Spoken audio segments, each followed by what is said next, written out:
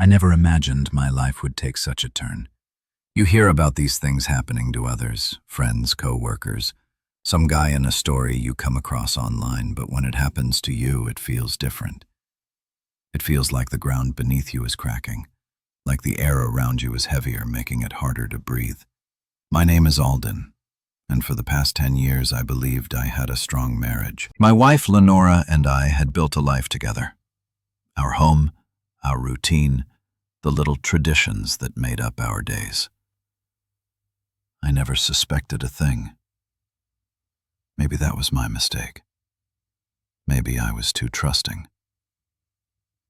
It started as a small feeling, a whisper in the back of my mind. I ignored it, brushed it off. I told myself I was being paranoid, but then the small things became big things. The late nights at work that didn't make sense, the sudden shift in her demeanor, like she was always half present, as if part of her was somewhere else. The way she started dressing differently, like she was trying to impress someone, but it wasn't me. Then came the phone calls. At first they were nothing, quick messages, soft laughter in the other room, the way she would silence her phone the moment I walked in. It wasn't just 1 or 2 times. It became a habit, a reflex. I'd step into the kitchen and she'd turn the screen away from me. I'd reach for her hand and she'd pull back just slightly, like she wasn't even aware she was doing it. I could have ignored it. A lot of men do. Maybe I wanted to believe that if I didn't acknowledge it, it wasn't real, that she was just going through something that we could work through. But then I found the receipt. A simple piece of paper, barely crumpled, left in the pocket of her coat. The dinner for 2 at a restaurant I had never been to. The timestamp, the exact same night she told me she was working late. I stared at it for a long time. My mind raced with possibilities, excuses. Maybe she went with a coworker. Maybe there was a reasonable explanation. Maybe I was just being ridiculous. But deep down, I already knew. I sat in our bedroom that night, staring at the ceiling, listening to the sound of the shower running as she hummed softly, like nothing had changed. I felt like a stranger in my own home, an outsider in my own marriage. I didn't confront her, not yet. Instead, I made a plan. The next day, I left work early. I told her I had a late meeting, but really I was watching, waiting. And sure enough, at 7:30 p.m. she got dressed in that same navy blue dress I had always loved on her. She checked herself in the mirror, smiling at her reflection in a way I hadn't seen in months. But that smile wasn't for me. She told me she was going to see a friend, that she might be late. She kissed me on the cheek, and for a moment, I almost believed her. Then she walked out the door and I followed. I stayed far enough behind that she wouldn't notice. My heart pounded as I watched her get into her car, drive across town and park outside a restaurant, the same one from the receipt. I clenched my fists as I saw him, a man I didn't recognize, tall, well-dressed, waiting for her at the entrance. She smiled that same smile and then she kissed him. Not a friendly kiss, not something innocent. A kiss that shattered everything. I turned away, my vision blurring for a moment. My stomach twisted, rage and heartbreak tangling inside me like a storm I couldn't control. I could have walked in right then. I could have screamed, confronted her, made a scene, but no. Instead, I walked back to my car, drove home, and locked the door. And when she called me later that night, confused, panicked, asking why the house was locked, why I wasn't answering, why I wasn't letting her in, that was when I took action. I sat in the dimly lit living room, my phone buzzing on the table beside me. The screen lit up with her name, Lenora. Again, I didn't answer. Instead, I stared at the door, listening to the muffled sound of her voice outside. At first it was calm, almost cautious. "Alden, are you home?" A pause, then her tone shifted. "Alden, why is the door locked?" Her voice was still soft, still playing innocent, but I knew better now. I leaned back in my chair, exhaling slowly, feeling the weight of the moment press down on me. I had spent the past few hours preparing for this, calm, rational, methodical. No yelling, no outbursts. I wasn't going to give her that satisfaction. She knocked again, harder this time. "Alden, are you serious? Let me in!" I could hear the frustration creeping into her voice. She wasn't used to this. She was used to being in control, to getting her way with a smile and a well-placed excuse. I picked up my phone, scrolled through my messages, and found the one I had sent her just minutes ago. The only message I had sent her all night. I know. Nothing more, nothing less. I imagine the way she must have felt when she read those words. The way her heart must have dropped, her breath caught in her throat. Because deep down she knew exactly what I meant. I stood up, stretching my arms, feeling a strange sense of calm settle over me. I walked to the window, peeking out just enough to see her. She was standing on the front step, still dressed in that navy blue dress, her phone clutched tightly in her hand. Her face was pale, her eyes darting around, scanning the street as if hoping someone, anyone, would be able to explain what was happening. She tried calling again. The phone vibrated against the table. I let it ring. Then I watched as she turned back to her car, fumbling with her keys. That's when she saw it. The small envelope tucked neatly under her windshield wiper. I saw her hesitate, staring at it for a moment before slowly reaching out, her fingers trembling slightly as she pulled it free. She opened it, her eyes scanning the contents, and I saw it. The exact moment she realized this wasn't just suspicion. This wasn't just a fight. This was the end. Inside the envelope were two things. A printed copy of the restaurant receipt she had carelessly left in her coat pocket, and a photo. A photo of her and the man she had kissed just hours ago. The same man she had been lying to me about for months. I had taken it myself. She staggered back, gripping the door of her car for support. I saw her lips move, whispering something, maybe a curse, maybe a prayer. Then she spun around, her hands shaking as she dialed my number once more. The phone buzzed on the table. I let it ring. She banged on the door again, this time with both fists. "Alden, please, just open the door, I can explain." Explain. That word almost made me laugh. I walked back to the table, picked up my phone, and finally answered. Silence filled the line for a moment. Then, in the quietest, most broken voice I had ever heard from her, she whispered, "Please." I took a breath, steadying myself, and then, in the same cold, steady voice I had sent in my message, I replied, "There's nothing left to explain, Lenora." And I hung up. The moment I hung up, the silence in the house became deafening. The kind of silence that presses against your skull, filling every corner of your mind. I stood there, staring at my phone, my fingers hovering over the screen. I expected another call, another desperate attempt, but there was nothing. I walked back to the window. Lenora stood frozen by her car, gripping the photo in one hand, the receipt in the other. She wasn't calling me anymore. She was just staring at the evidence, like if she stared hard enough it would disappear. And then, something changed. I saw it in her posture, the way her shoulders squared, the way she suddenly lifted her chin. She wasn't panicking anymore. No, now she was switching tactics. I should have expected it. A moment later, my phone buzzed again. Not a call this time, just a message. "Lenora, baby, please, you're misunderstanding this. Can we just talk face to face? I love you.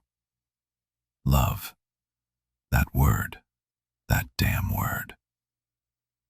I almost laughed. She had just kissed another man, wrapped herself around him like he was her whole world. And now she was standing outside our home telling me she loved me. I didn't reply. Seconds later, another message. Lenora, I swear it's not what it looks like. Just open the door. We can fix this. Not what it looks like. The classic line. I sat down on the couch, staring at the words, letting them soak in. The gaslighting had begun. She was trying to rewrite reality, to twist the truth into something more manageable for her. I wasn't playing along. Instead, I opened my phone's gallery. The photo I had taken earlier was still there. A perfect, undeniable shot of her with him, laughing, leaning into his touch, kissing him like I had stopped existing in her world. I sent it to her. Not a word, no caption, just the picture. Outside, I saw her flinch when her phone dinged. She glanced at the screen, and for a split second I saw real fear in her eyes. She wasn't afraid of losing me, no. She was afraid of what this meant, that I knew everything, that she was exposed. A few seconds passed before she started typing again. Lenora, Alden, please. It was a mistake. It didn't mean anything. A mistake? It didn't mean anything? She had planned that dinner. She had dressed up, worn perfume, laughed with him, kissed him, and now she wanted me to believe it was meaningless. I clenched my jaw, my grip tightening around my phone. Then another message came through. Lenora, please, just open the door. I'll explain everything. You're overreacting. Overreacting. That was it. That was the moment the last of my patience snapped. I got up, walked to the door and unlocked it, but I didn't open it. I just stood there, listening. Seconds later, she tried the handle. When the door creaked open, she hesitated before stepping inside, like she wasn't sure what to expect. She saw me standing there, arms crossed, expression unreadable. I could see the wheels turning in her head, trying to figure out what version of the truth would get her out of this. Alden, she whispered, eyes wide, voice trembling, practiced, calculated. Please, just listen to me. I didn't move, didn't say a word. She took a hesitant step forward, placing a gentle hand on my arm. I know this looks bad, but it's not what you think. That man, he's just a friend. I was comforting him. He's going through a rough time, and I let out a sharp breath through my nose. Stop. Her mouth clamped shut. I reached into my pocket and pulled out another envelope. She eyed it wearily as I handed it to her. She opened it with shaking hands, and then her entire body went rigid. Inside were more photos. Not just from tonight, from weeks ago. Different nights, different places, same man, same lies. Her breath hitched. You weren't comforting him, I said coldly. You weren't helping him. You weren't supporting a struggling friend. I stepped closer, lowering my voice to something dangerous. You were sleeping with him, Lenora. She swallowed hard, her eyes darting to mine, looking for any sign of softness, any opening she could use. Don't lie to me, I cut her off, my voice sharper now. Not anymore. I gave you a chance to come clean. You chose to lie. She blinked rapidly, like she was trying to conjure tears, but I turned away. You can stay somewhere else tonight. Her face crumpled. What? I gestured toward the door. Leave. Her lips parted, but she couldn't find the words. For the first time, she realized she wasn't in control of this situation. And for the first time, I felt like I finally was. Lenora just stood there, gripping the envelope like it was the last thing tethering her to reality. Her lips parted slightly, her breath shaky. eyes darting between me and the door like she couldn't process what I had just said. "You want me to leave?" she whispered, as if the very idea was foreign to her, as if she had never even considered a reality where I was the one in control. I exhaled slowly, my jaw tight. "Yes, Lenora. I do." Her hands trembled as she clutched the envelope against her chest, her breathing growing uneven. I could see the panic setting in now, the realization that the usual tricks, the tears, the pleading, the manipulation weren't going to work this time. "But Alden, please," she said, stepping closer, reaching out as if she could physically hold on to whatever was left of us. "This is our home. Where am I supposed to go?" I stared at her, unmoved. "You should have thought about that before you threw our marriage away." Her face contorted in a mix of shock and desperation. "I didn't throw it away, Alden. You have to listen to me." "No," I cut her off sharply. "I don't have to listen to you. Not anymore." For years I had listened. I had trusted. I had believed every word that came out of her mouth. I had dismissed the late nights, the distance, the lies wrapped in soft reassurances. But tonight, there was nothing left to believe. She took another step forward, voice trembling. "It wasn't serious, Alden. It was just, I was confused. I was lonely. You've been so distant lately." I let out a hollow laugh. "So this is my fault now?" No, I didn't mean it like that," she rushed to say, her words tumbling over each other. Please, let's talk. Let's figure this out." "There's nothing to figure out." Her lower lip trembled. "You're really doing this? You're really throwing us away over one mistake?" I clenched my fists. "One mistake?" I scoffed. "Lenora, I have weeks of proof. Photos, lies, excuses. How many times did you look me in the eye and tell me you were working late while you were in his bed?" Her mouth snapped shut, guilt flickering across her face for the briefest second. She had no way out of this, and she knew it. For a long, suffocating moment, she was silent. Then her expression shifted. The panic, the sadness, faded, and something colder, sharper, took its place. She wasn't going to win with sympathy, so now she would try something else. "You know," she said slowly, voice suddenly quieter, more calculating, "I could make this really difficult for you." I raised a brow. "Excuse me?" She tilted her head, her grip on the envelope loosening. "You're kicking me out of our house, Alden." Just like that. No discussion, no chance to fix this. "Do you really think that's fair?" My stomach twisted. "Fair?" I repeated, incredulous. "You want to talk about fair?" Her lips curled into something that wasn't quite a smile. "You know how the courts see these things, right? A husband throwing his wife out in the middle of the night. That won't look good, Alden." I stared at her, my blood running cold. She was really doing this. "You're threatening me now?" I asked, my voice dangerously calm. Her expression softened, but it was forced. "No, baby, of course not. I don't want this to get ugly. We've been together too long for that." She was grasping at whatever leverage she had left. And that's when I realized this wasn't just about saving our marriage anymore. This was about damage control.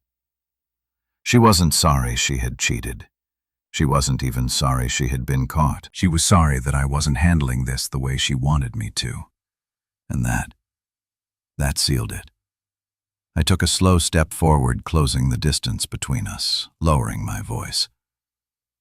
"You don't want this to get ugly?" She nodded quickly. "No, of course not." "Then leave." Her lips parted, but no words came out. "You will leave tonight?" I continued, my voice firm, and you will not manipulate me into thinking this is anything other than what it is. Your actions, your consequences. Alden, please. No, I cut her off. For the first time in this entire marriage, I decide what happens next. And what happens next is you walking out that door. Her breath hitched, her fingers tightened around the envelope one last time. Then, slowly, she exhaled and stepped back.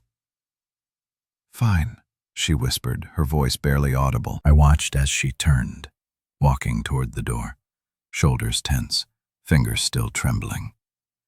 She hesitated for just a moment, maybe waiting for me to stop her, to say something that would give her one last ounce of control. I didn't. She stepped outside, and I shut the door.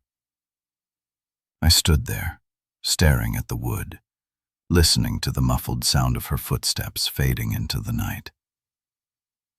The moment should have felt victorious, like a weight being lifted off my chest. But all I felt was exhausted. For the past 10 years, I had grown used to the background noise of Lenora moving around, her humming in the kitchen, her laughter over the phone, the sound of her heels clicking across the hardwood floor. But now, there was nothing. Just the dull hum of the refrigerator and the distant sound of a car passing by outside. I should have felt relieved. She was gone. I had done what so many men fail to do. I had taken control. I had confronted the betrayal head-on, refused to be manipulated, refused to be gaslit into believing I was the problem. So why did my chest feel so damn heavy? I leaned forward, resting my elbows on my knees, staring at the coffee table where my phone lay face up. No new messages, no missed calls. Maybe that was the worst part. After all the pleading, the fake tears, the attempts to twist the story in her favor, she had just left. No final attempt to fix it, no last-ditch effort to claw her way back into my life, like she had already decided that I wasn't worth fighting for. I clenched my jaw, forcing that thought away. It didn't matter. Nothing she did or didn't do mattered anymore. I was free. Then why did it feel like I was suffocating? I pushed myself up, pacing the room, my mind racing with everything that had happened in the past 24 hours. From the moment I had found the receipt, to following her to the restaurant, to the way she had looked at me when she realized I knew everything. That look. It hadn't been fear of losing me, no. She had been afraid of what I would do next. I should have seen it then, the moment she switched from denial to manipulation. The second she realized that I wasn't going to play along, she started calculating her move. And that's what was keeping me awake, because something told me this wasn't over. I grabbed my phone, scrolling through the photos I had taken earlier that night. Each one was undeniable proof. Her with him, smiling, laughing, kissing. A perfect airtight case of infidelity. But then I saw it, something I had missed before. In one of the photos, just slightly out of focus in the background, was another man. Not her affair partner, not someone I recognized, but he was watching, and he wasn't watching them. He was watching me. A cold chill ran down my spine. My grip tightened around the phone as I zoomed in, my heart pounding in my ears. The man was older, maybe in his 50s, dressed in a sharp navy suit, sitting at a table just a few feet from where Lenora and her lover had been. His gaze was locked directly on me, his expression unreadable. Who the hell was he? And why did I get the feeling that he knew exactly what was happening? I swallowed hard, my mind racing through the possibilities. Had Lenora known he was there? Was he connected to her affair partner? Or was he just some random stranger who had happened to witness my world falling apart? I didn't know. but something in my gut told me that I was about to find out. I exhaled sharply, running a hand through my hair. This wasn't just about an affair anymore. This was something else. And whatever it was, I had this sinking feeling that Lenora wasn't done with me yet. I couldn't sleep. I didn't even try. I sat in the dim glow of the living room, staring at my phone screen, the photo still open.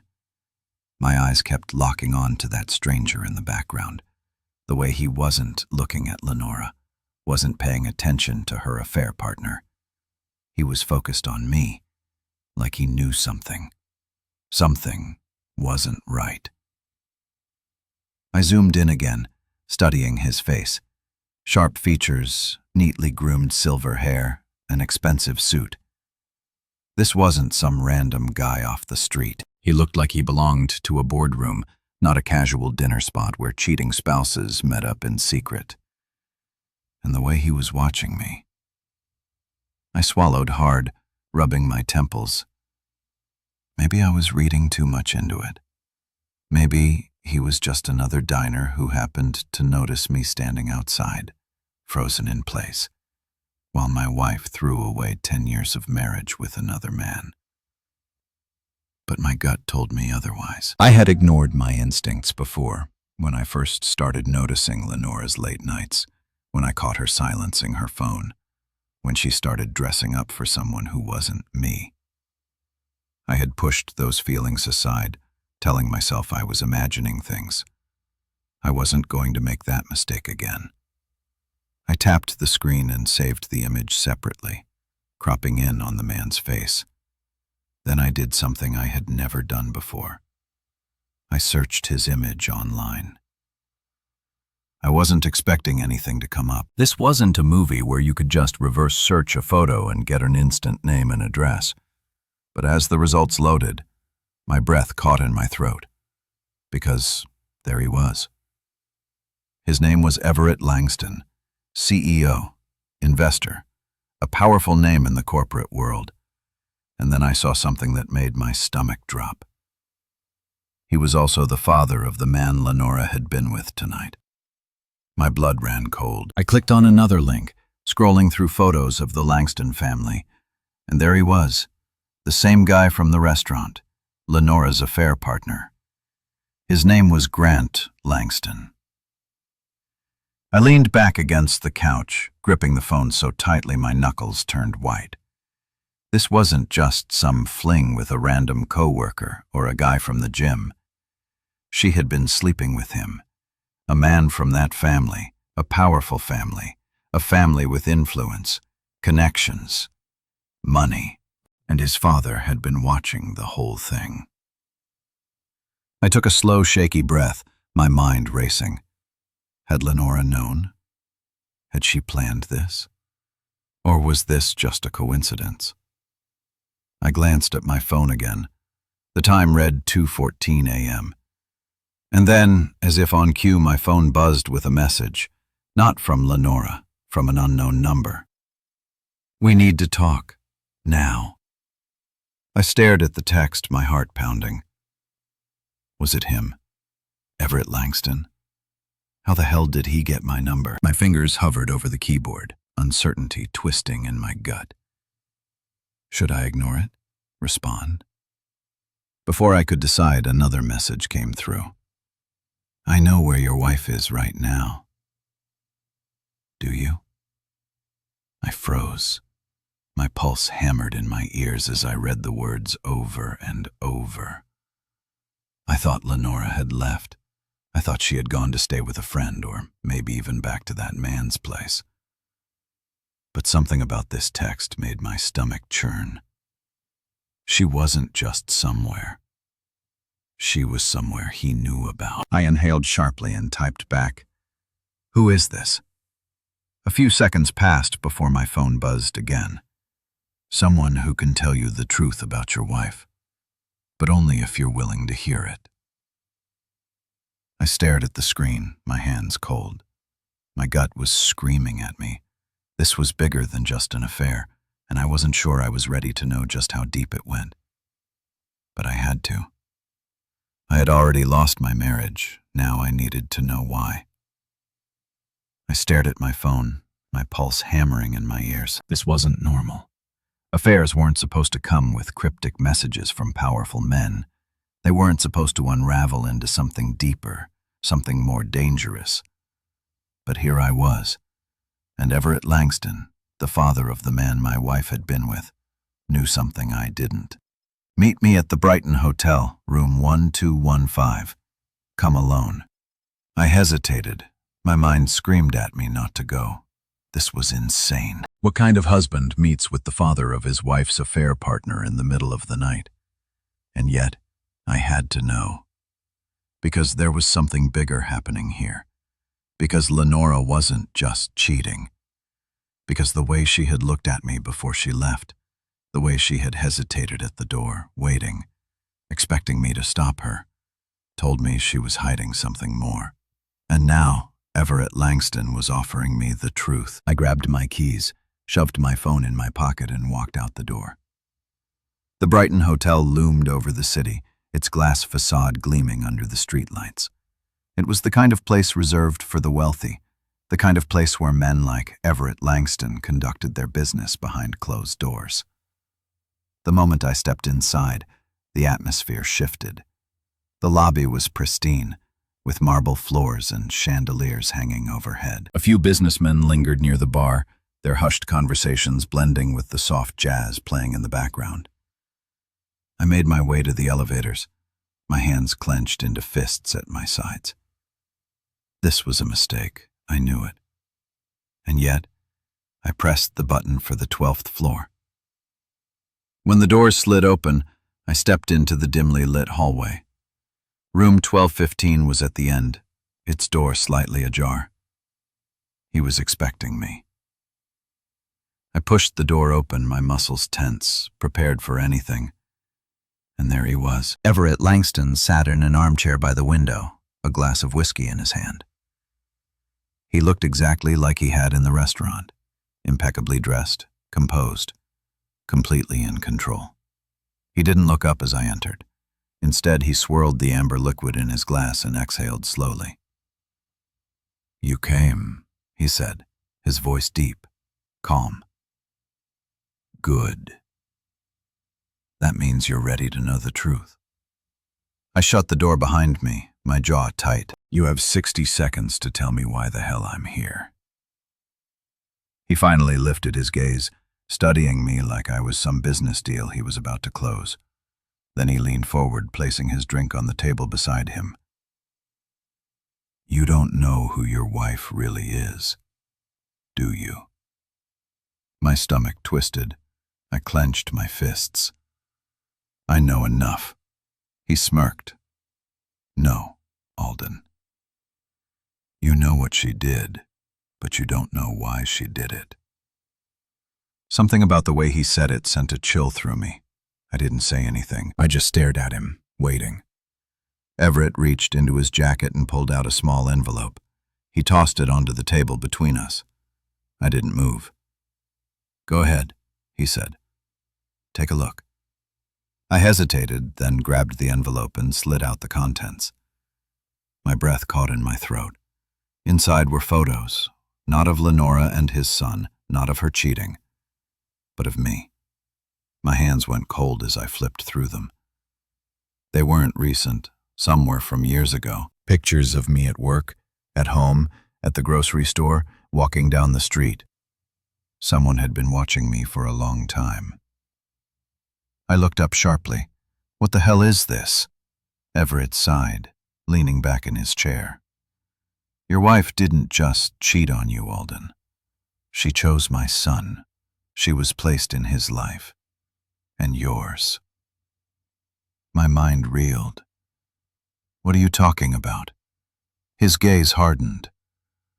"Lenora was never just some devoted wife who lost her way. She knew exactly what she was doing from the moment she met you. And it was never about love." A slow, nauseating realization crept over me. He was telling me that Lenora had been lying from the very beginning, that our marriage, our entire life together, had been a lie. I swallowed hard, my pulse pounding. Why? Everett took a slow sip of his drink. Because you were useful to her. And when you weren't anymore, she moved on to someone else. I gritted my teeth. That's bull. Is it? He interrupted, raising a brow. Look at those photos again, Alden. Someone had an eye on you for years. Do you really think that's normal? I glanced down at the pictures again, my hands trembling. This wasn't just about an affair. This was bigger. You were a stepping stone, Everett continued, his voice smooth, calculated. A temporary piece in a much bigger game. My son, he's just the next one. And trust me, she'll move on from him too. Women like Lenora don't stop. They don't settle. They take what they need, and then they disappear. My chest tightened. I wanted to deny it. I wanted to believe that even if Lenora had betrayed me, at least some part of what we had was real. But deep down I knew it wasn't. Everett sighed, watching me carefully. I don't care what you do with this information. I don't care if you crawl back to her or if you burn every memory you ever had together. But I do care about one thing. His gaze darkened.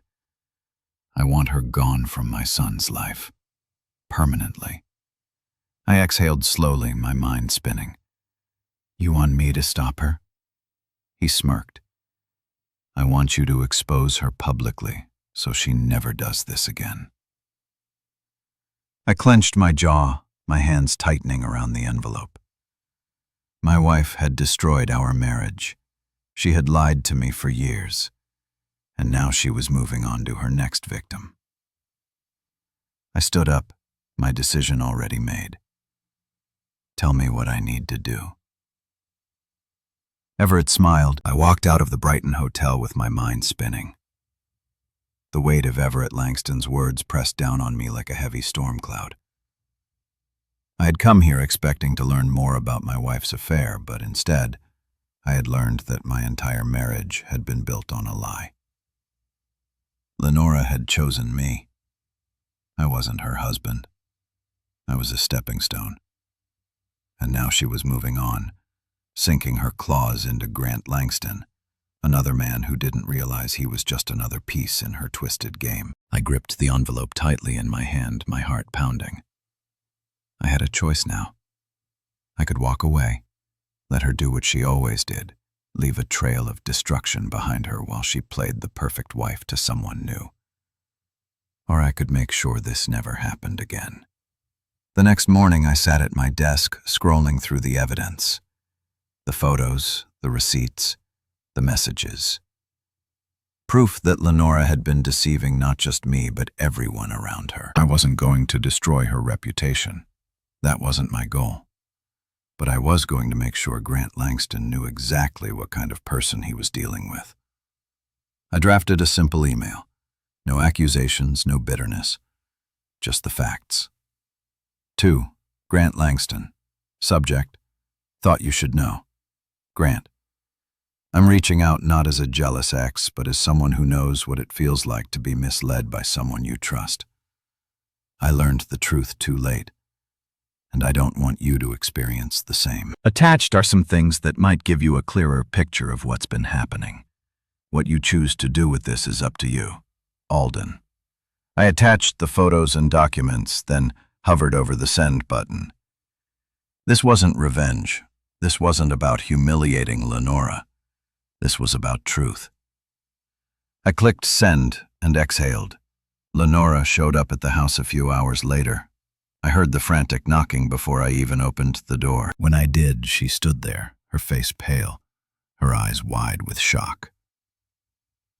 Alden, she breathed, clutching her phone in her shaking hands. What did you do? I crossed my arms, leaning against the doorframe. I told the truth. Her breath hitched. You sent everything to Grant? I nodded. She let out a sharp, shaky laugh. You just ruined my life. I tilted my head, my expression calm. No, Lenora. I gave someone else the chance I never had, to see you for who you really are before it was too late. She opened her mouth to argue, but for once she had nothing left to say. She had lost. Completely. Her phone buzzed in her hand and she looked down, her face crumbling. Another call, another message, a conversation she wasn't ready to have. And in that moment I saw her for what she really was. Not the woman I had loved, not the woman I had built a life with, just a liar. A woman who had played this game for so long she never thought she'd lose. But today, she lost. And I was finally free. Without another word, I stepped back inside and shut the door.